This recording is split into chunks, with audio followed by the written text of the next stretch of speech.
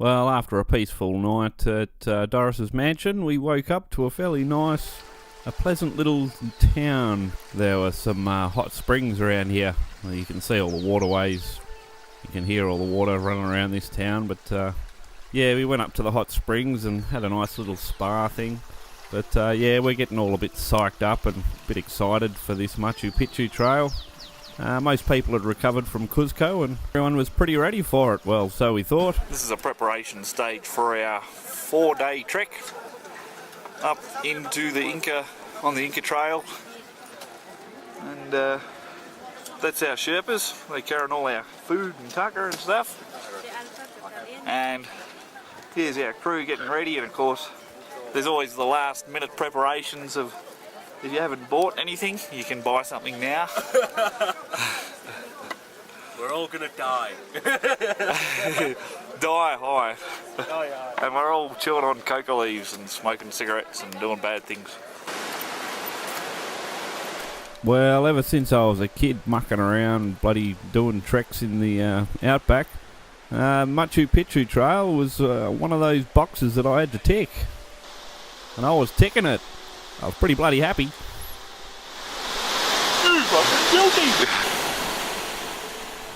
So at this stage, everyone had been pretty well recovered from Cuzco, and everyone was kind of excited to get this Machu Picchu trail on the road. And this is part of the beginning of the Inca Trail.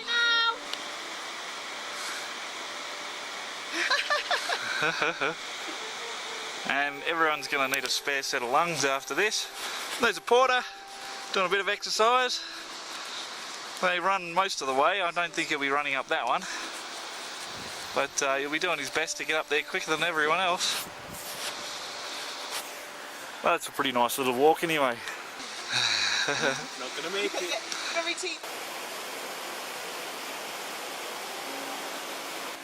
Well, about to be pretty puffed out anyway. This altitude doesn't make breathing much easier.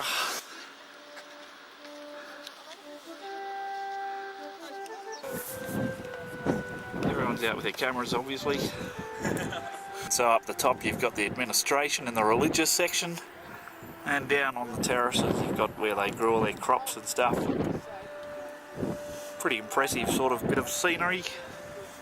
Among all these stop-offs we learn a little bit about the trek and a bit about what happens here. Apparently on October 1st every year there's a marathon, and some little buggers, they run the whole trek in about 3.5 hours. Get on them. And most of the porters who participate in the competition use working as a porter as their training. This is our lunch spot on the first day. It's one of their honey supplies, so if you're going to the shop and buying it. Yeah, just walking around having a bit of a gander. Of course the bacon. Being a bit silly. Bacon and eggs. Bacon and eggs, there you go. There's a chook, there's a pig. This is one of their houses.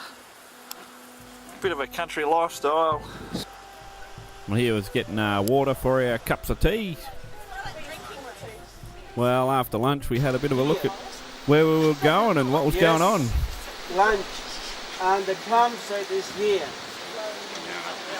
Only here. Tomorrow. Yes, tomorrow is from here up until 4,200. Dead woman pass, and the campsite is here. We rolled down. The end of day 1 of our trek, and yeah, there's some pretty tricky bits in it.